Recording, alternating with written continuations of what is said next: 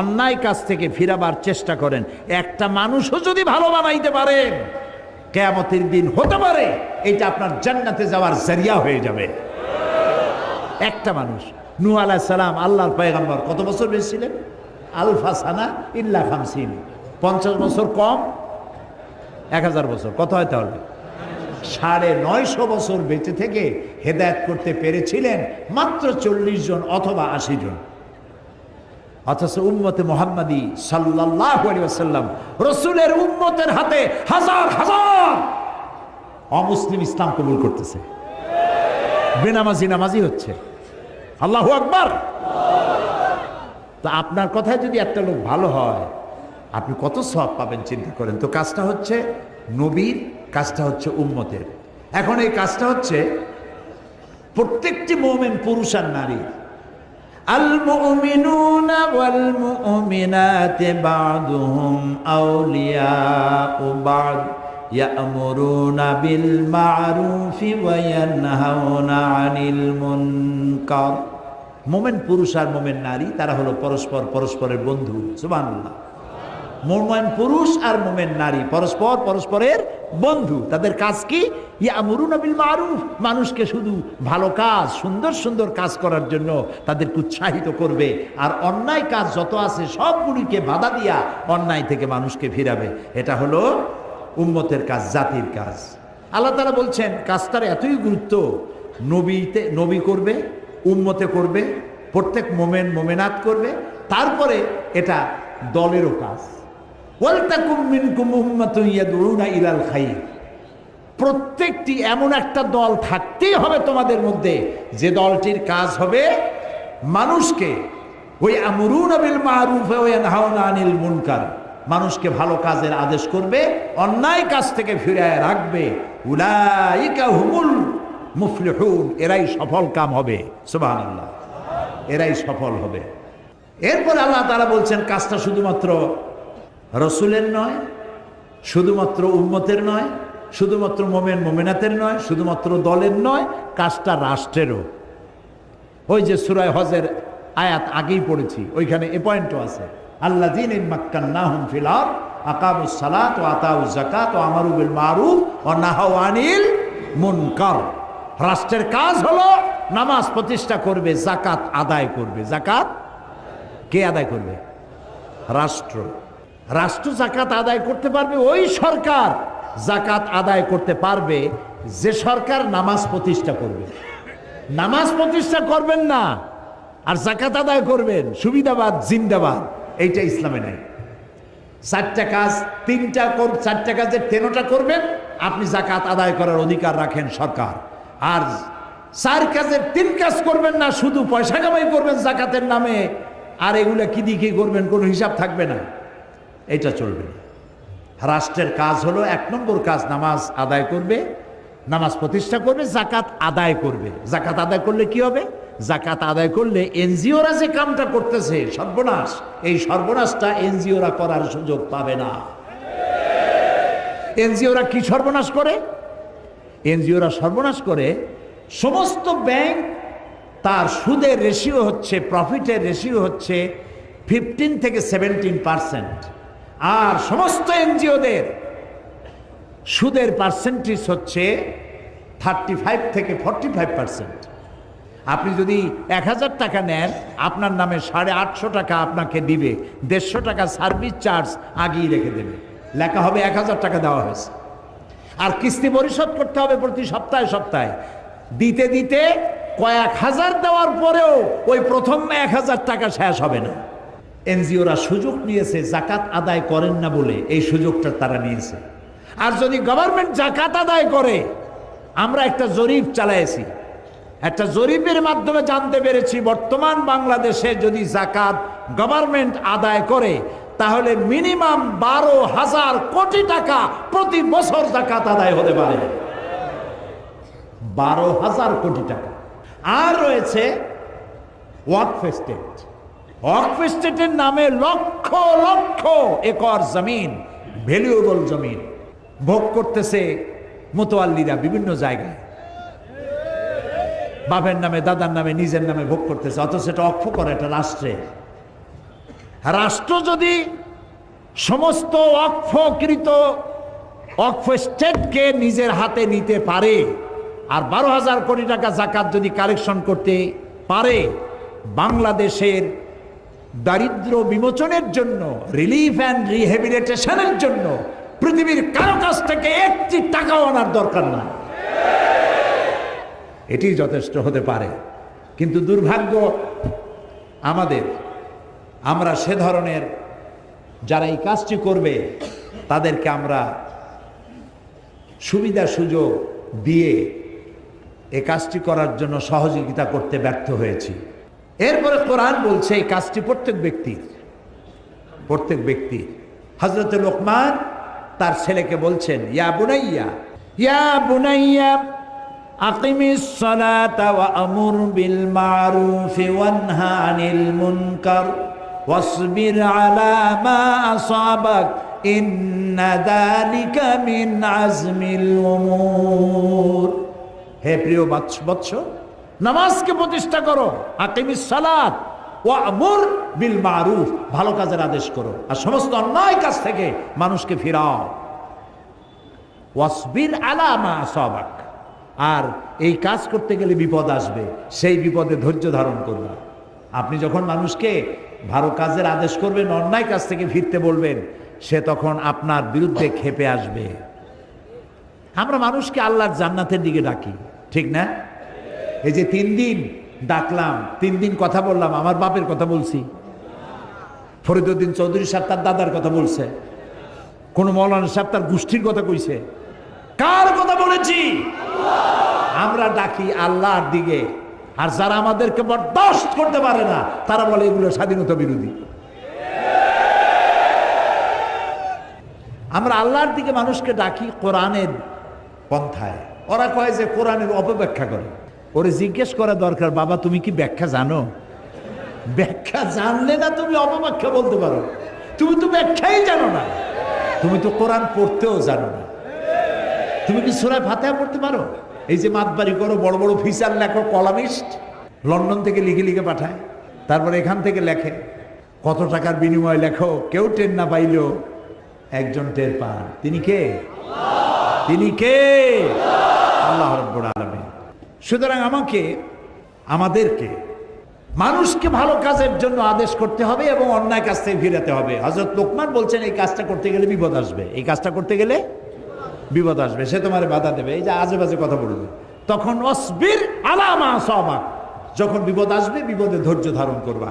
হযরতে ইমাম গাজ্জালী তার ইহয়া উলুমুদ্দিন কিতাবের মধ্যে লিখেছেন, সবর শব্দটা আল্লাহ তাআলা কোরআন শরীফে 70 বার ব্যবহার করেছেন। আল্লামা ইমাম ইবনে কাইয়িম তিনি তার কিতাবে লিখেছেন, আল্লাহ তাআলা কোরআন শরীফে সবর শব্দটি 90 বার এনেছেন। ধৈর্য ধরলেই তুমি এর সুফল পাবে। তোমার গালি দিলে গালির জবাব গালি দিয়ে দিও না, ইদফা বিল্লাতি হিয়া আহসান, তুমি মানুষের মন্দের জবাব ভালো দিয়ে দাও, তাহলে তোমার দিকে লোকেরা আকৃষ্ট হবে। কোন জোশের কথা শুনলেই ইসলামের শত্রুরা সাবধান, ভেঙে ফেলবো, ঠ্যাং উল্টাই দেবো, এইগুলো কি স্লোগান আপনারা দেন? দরকারটা কি? কোনো শত্রু নাই, সবাইকে বন্ধু বানান। আমি সকলের সাথে বন্ধুত্ব করতে চাই, ইসলামের বাণী শোনাতে চাই। দেখছেন ভারতের বুকে ডক্টর জাকির নায়েক কি সুন্দর করে বলে, কথার মধ্যে কোনো উত্তাপ নাই, গাল নাই, গর্জন নাই, তর্জন নাই, কোনো গ্ল্যামার ছাড়া, কোনো বিজ্ঞাপন ছাড়া একটা টেলিভিশন চলে একটা ব্যক্তি দিয়া, যার দর্শক সংখ্যা কোটি কোটি, এবং তার শ্রোতারা মূর্খ না, যারা শোনে হাইলি এডুকেটেড পারসন, হাজার হাজার বসে বসে তার কথা শোনে। সুবহানাল্লাহ। তার কথা মনে উঠলেই আমার দোয়া আসে শুধু। আমার কাছে মনে হয় মুসলিম মিল্লাতের জন্য আল্লাহর এক নিয়ামত। আল্লাহ জাকির নায়েকের হায়াত দারাজ করে দাও, তার স্মৃতিশক্তি আরো বাড়ায় দাও। একবার শুনলাম এক মহিলা প্রশ্ন করছে ডক্টর জাকির নায়েককে যে, আচ্ছা আপনি তো বললেন হিন্দু মুসলমান খ্রিস্টান বৌদ্ধ সব ভাই ভাই, তো সব যদি আমরা ভাই ভাই হই, আমি তো হিন্দু, ওই মহিলা বলছে আমি তো হিন্দু, তা আপনার মক্কা মদিনে আমরা যাইতে পারি না কেন? এটা কঠিন প্রশ্ন। আমি চিন্তা করলাম কি জবাব দেয়। আমার কাছেও জবাব আছে, কিন্তু উনি কি বলেন সেটা শোনা দরকার। উনি জবাব দিলেন, বোন আপনার বাড়ি কই? কই তো ইন্ডিয়ায়। জন্মস্থান কোথায়? এখানে। আমার জন্মস্থানও এখানে। আচ্ছা বোন, আপনি কি জানেন যে ইন্ডিয়ায় এমন এমন জায়গা আছে যেখানে এখানে জন্মগ্রহণ করার পরেও সে জায়গায় আপনি আর আমি যাইতে পারি না? এরকম জায়গার নাম জানেন? কোন এরকম জায়গা থাকবে কেন? আমি ইন্ডিয়া জন্মগ্রহণ করছি, সব জায়গায় যাইতে পারি। উনি বললেন মোটেই না, এখানে এমন এমন জায়গা আছে যেখানে আপনি আমি প্রবেশ করতে পারবো না, তার নাম ক্যান্টনমেন্ট। ক্যান্টনমেন্টে আপনিও ঢুকতে পারবেন না, আমিও ঢুকতে পারবো না। ক্যান্টনমেন্টে ঢুকবে যারা নিরাপত্তার দায়িত্বে, দেশ রক্ষার দায়িত্বে যারা আছে, যে কোনো মুহূর্তে ডাক দিয়ে পড়ে জান দেওয়ার জন্য, রক্ত দেওয়ার জন্য, জীবন দেওয়ার জন্য ঝাঁপায় পড়বে, সেসব সেনাবাহিনীর জন্যই ক্যান্টনমেন্ট তৈরি করা হয়। ওখানে আপনি আর আমি যাইতে পারবো না। ইসলামেরও একটা ক্যান্টনমেন্ট আছে, সেটার নাম মক্কা আর মদিনা। ওইখানে ওই সব লোকেরাই যেতে পারে যারা আল্লাহর জন্য জান দিতে পারে, মাল দিতে পারে, রক্ত দিতে পারে। প্রিয় বোন, আপনিও যেতে পারবেন। আপনার পাসপোর্টে একটা ভিসা লাগান, ভিসার নাম লা ইলাহা ইল্লাল্লাহু মুহাম্মাদুর রাসূলুল্লাহ। কালকে আপনি মক্কা মদিনা চলে যান। কি সুন্দর জবাব! আমার খালি দোয়াই আসলো যে আল্লাহ তাআলা কি ব্রেন তুমি তাকে দিয়েছো, সুবহানাল্লাহ। তো মানুষকে আপনি বুঝাবেন। আমি একবার লন্ডনে এক বাড়িতে দেখলাম সিলেটি ভাষায় ইনজিল শরীফ। আমি তো অবাক হয়ে গেলাম যে আল্লাহ জিবরাইলে দিয়ে সিলেটে আবার ইনজিল বানাইল। তো দেখি যে সিলেটি আঞ্চলিক ভাষা ইনজিল এতটুকু, ওর মধ্যে লিখছে ঈসা আলাইহিস সালাম আসলা, টাইম টাইম একখানা গাছের তলায় বসে আসলাম, এরকম ভাষা দিয়ে লেখা। তা আমি তার বললাম, এটা কি আপনি কিনছেন? কয় না, একজন খ্রিস্টান আমার প্রতিবেশী দিয়ে গেছে। তা আপনি এখানে কত বছর আছেন? কথা প্রায় 30 বছরের মতো। আমি বললাম, ভাই 30 বছর আপনি এখানে আছেন, আপনার ঘরে ইনজিল, সিলেটি ভাষায় ইনজিল আপনার ঘরে রেখে গেল, আপনি কি ইংরেজিতে অনুবাদ করা একজেল কোরআন শরীফ আপনার খ্রিস্টান প্রতিবেশীকে দিচ্ছেন? কয় না, তা তো দেয়নি। আপনি তা দেন নাই, আর স্লোগান দেন ইসলামের দুশ্মনেরা হুঁশিয়ার, সাবধান। এই স্লোগান কোনো কাজের স্লোগান নয়, বাজে স্লোগান। সমস্ত মানুষের বাড়িতে বাড়িতে যান, দুয়ারে দুয়ারে যান, কোরআনের দাওয়াত নিয়ে যান।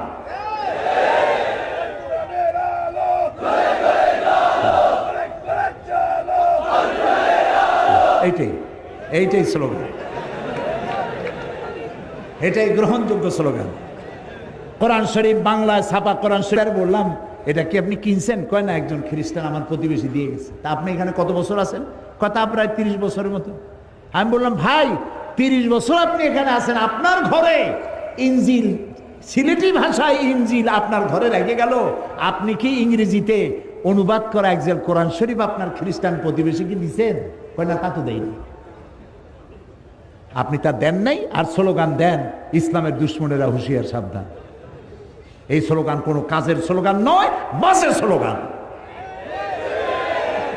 সমস্ত মানুষের বাড়িতে বাড়িতে যান, দুয়ারে দুয়ারে যান, কোরআনের দাওয়াত নিয়ে যান।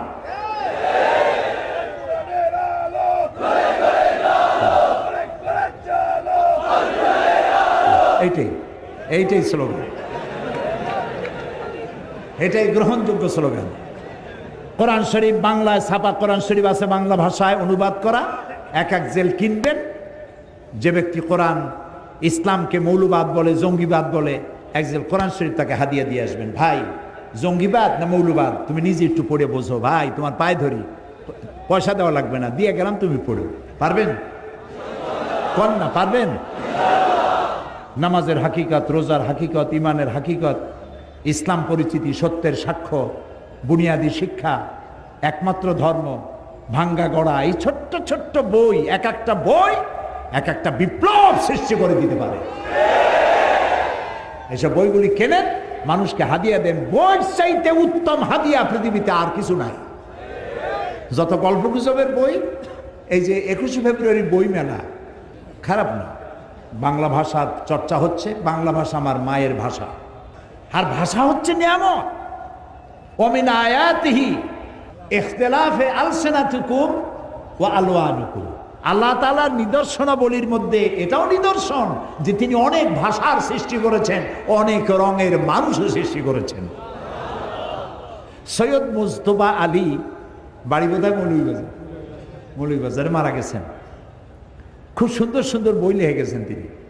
তিনি লিখছেন বাংলা ভাষার জন্ম হয়েছে নদিয়া শান্তিপুরে, চট্টগ্রামে বাংলা ভাষা ইন্তেকাল ফরমাইয়েছে,